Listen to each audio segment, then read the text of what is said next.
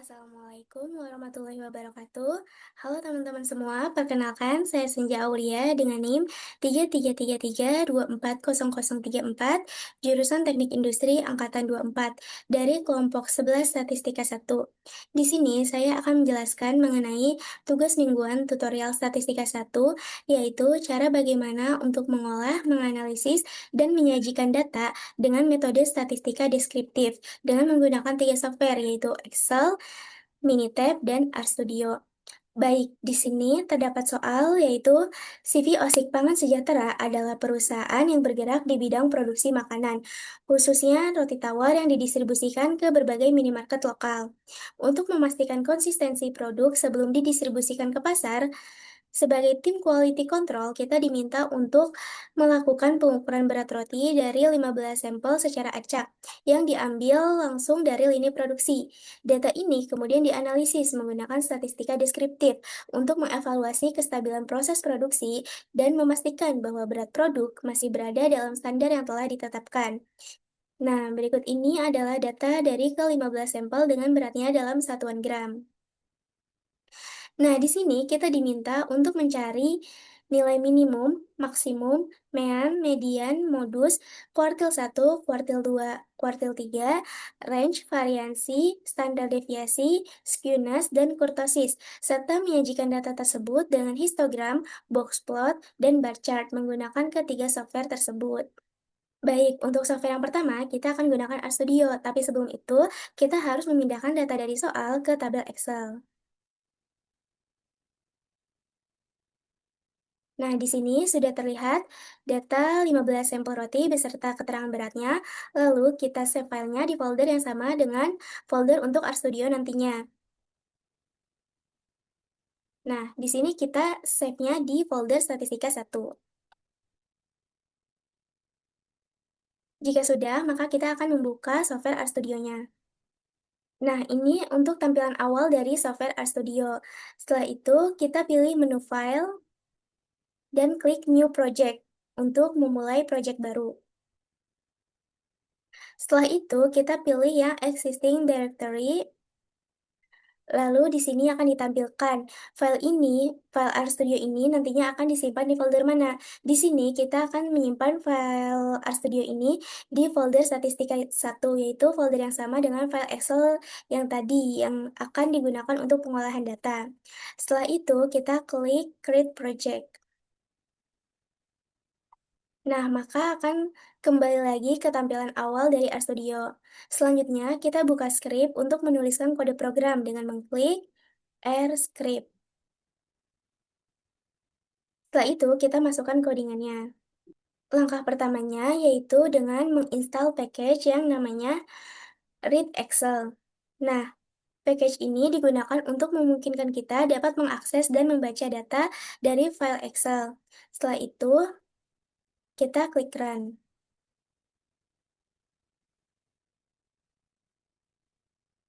Jika sudah, selanjutnya kita akan mengaktifkan package agar fungsi-fungsi yang ada di dalamnya itu bisa digunakan dengan perintah library. Lalu kita klik Run juga. Nah, jika package sudah aktif, selanjutnya kita membaca data dari file Excel. Ini membaca file yang sebelumnya sudah kita save di folder yang sama, yaitu tuming_1_1. Nah, perintah ini tuh akan membuka file Excel dan mengambil data yang ada pada sheet 1. Lalu kita klik Run.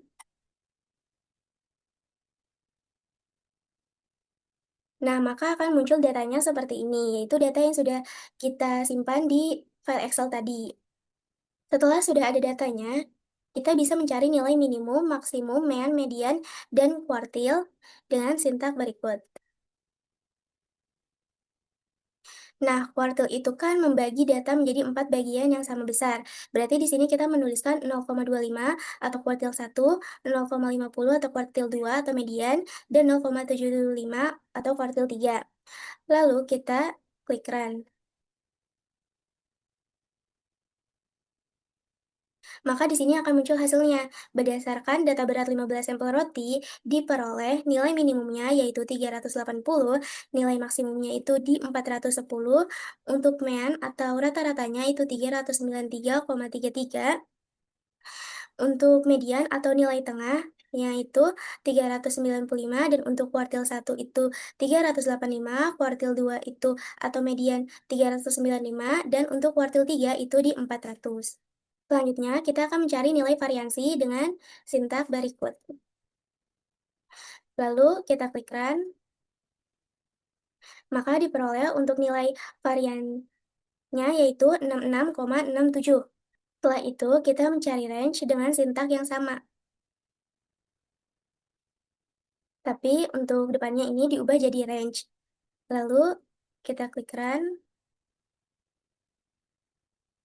maka hasil yang ditampilkan oleh RStudio ini adalah nilai terkecil dan nilai terbesar dari data. Jadi kita bisa langsung kurangi saja, jadi kita bisa tahu bahwa eh, range-nya yaitu 30. Selanjutnya, kita mencari modus dengan sintak berikut. Nah, tabel di sini itu berfungsi untuk menghitung frekuensi kemunculan setiap nilai dalam variabel tersebut. Lalu, kita klik run.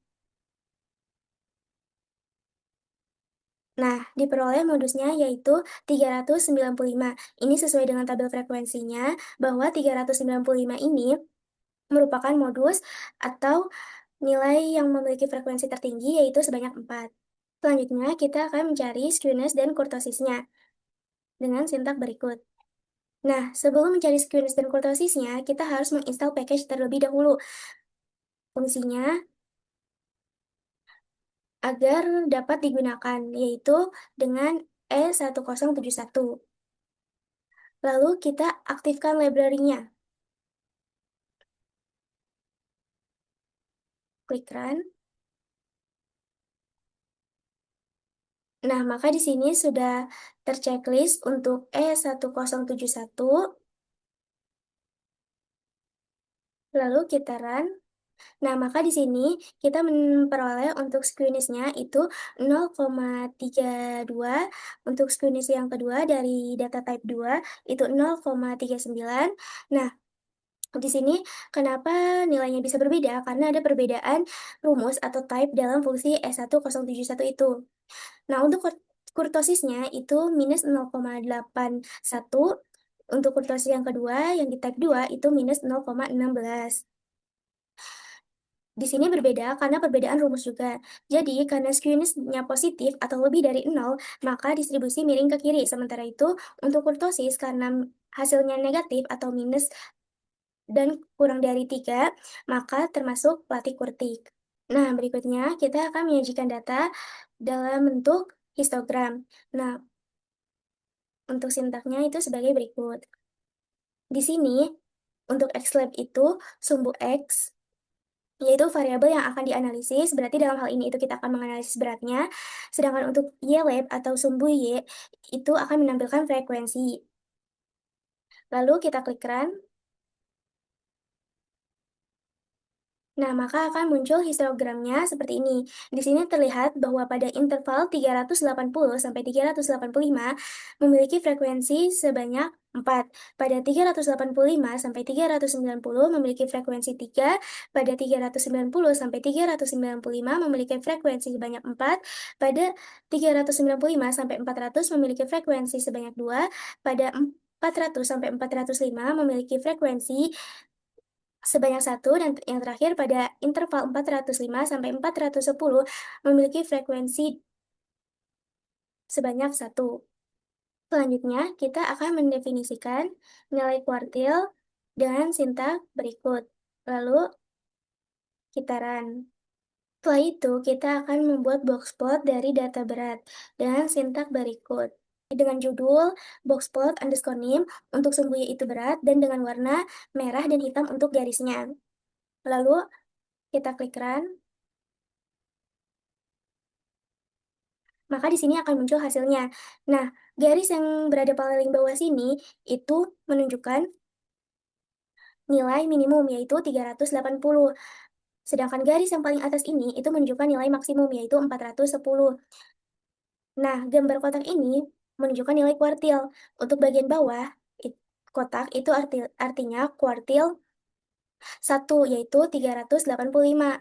Dan bagian atas kotak ini, itu artinya kuartil 3 yaitu 400. Dan untuk garis yang hitam di tengah sini, itu artinya kuartil 2 atau median, yaitu 395. Terakhir, kita akan membuat bar plot atau diagram batang dari data berat berdasarkan setiap sampel dengan sintak berikut. Nah, untuk sumbu X-nya ini yaitu sampel, dan sumbu Y-nya ini yaitu berat dari 0 sampai 500 gram. Nah, untuk rainbow ini, itu warna pada setiap batang. Di sini kita misalnya isi 5 warna. Warna ini akan berulang secara otomatis jika jumlah batang lebih dari 5. Nah, karena di sini ada 15 sampel atau 15 batang, maka akan terjadi 3 pengulangan warna. Lalu kita klik run, maka akan muncul hasilnya seperti ini. Berdasarkan gambar tersebut, setiap batang mewakili berat dari setiap sampel dengan ketinggian batang sesuai nilai beratnya. Di sini ada sampel ke-1, ke-2, sampai sampel ke-15. Dari total 15 sampel, tampak bahwa sebagian besar sampel memiliki berat sekitar 390 sampai 400 gram yang ditunjukkan oleh tinggi batang yang mirip satu sama lain. Baik, untuk software yang kedua, kita akan ke Minitab. Nah, ini untuk tampilan awal dari Minitab, lalu kita masukkan data yang akan dianalisis ke worksheet. Nah, jika sudah, kita pilih menu Start di atas ini, lalu kita pilih Basic Statistik, dan kita klik yang Display Descriptive Statistik. Maka akan muncul seperti ini. Lalu kita tentukan variabel yang ingin dianalisis, yaitu berat. Lalu kita klik Statistik, lalu kita pilih jenis ukuran statistik deskriptif yang ingin ditampilkan.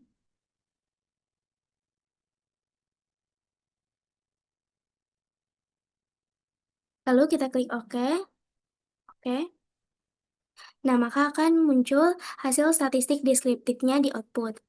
Nah, untuk mean atau rata-ratanya itu 393,33 gram, untuk SE mean atau standar error mean-nya itu 2,11, untuk standar deviasi atau simpangan bakunya itu 8,16, untuk nilai variansi atau kuadrat dari standar deviasi itu 66,67 yang menunjukkan seberapa besar penyebaran data, lalu nilai minimumnya itu 380, nilai maksimumnya itu 410, untuk kuartil satunya itu 385, untuk kuartil 2 atau mediannya itu 395, dan untuk kuartil 3-nya itu 400.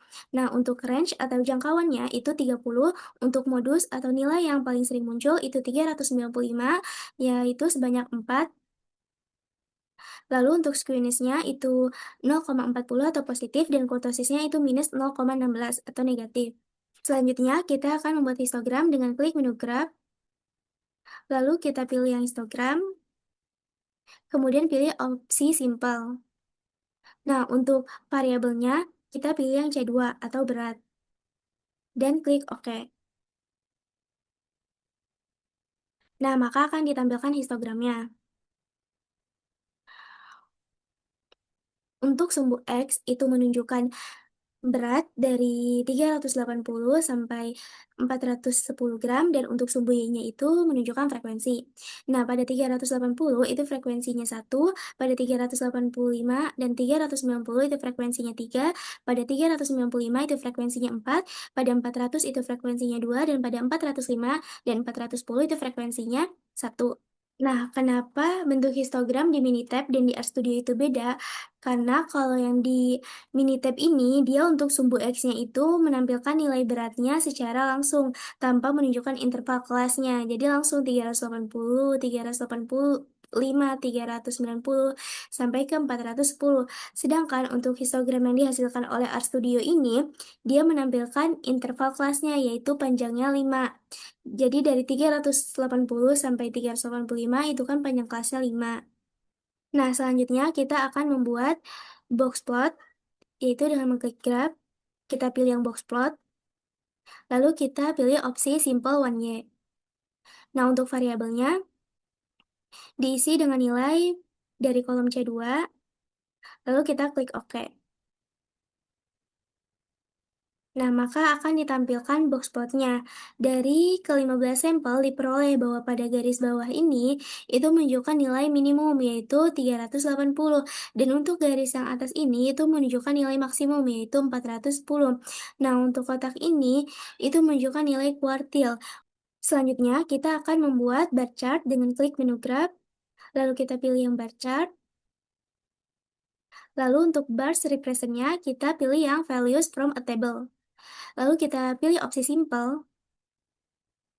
Nah, lalu masukkan nilai C2 sebagai graph variables dan C1 pada categorical variable. Lalu klik OK. Maka akan muncul grafik bar chart berdasarkan data 15 sampel berat roti.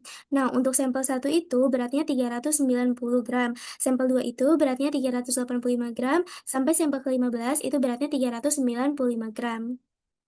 Selanjutnya, kita akan ke software yang ketiga, yaitu Excel.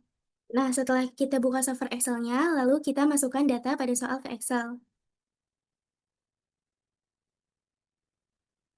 Setelah itu, kita pilih menu data di bagian atas ini, lalu kita pilih data analis.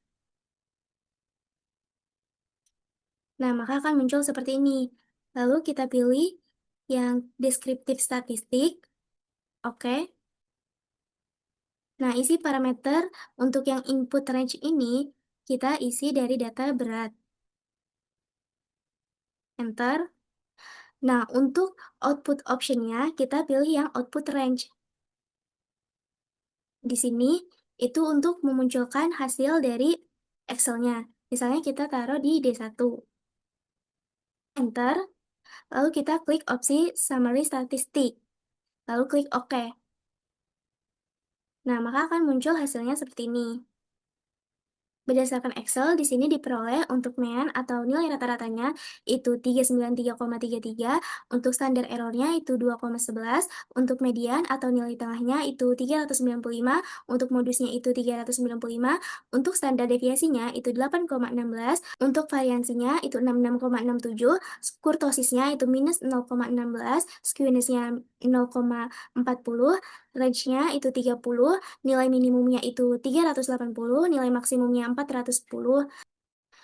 Nah, sekian penjelasan dari saya mengenai study case yang ada. Semoga dapat membantu dan dapat dipahami. Terima kasih. Wassalamualaikum warahmatullahi wabarakatuh.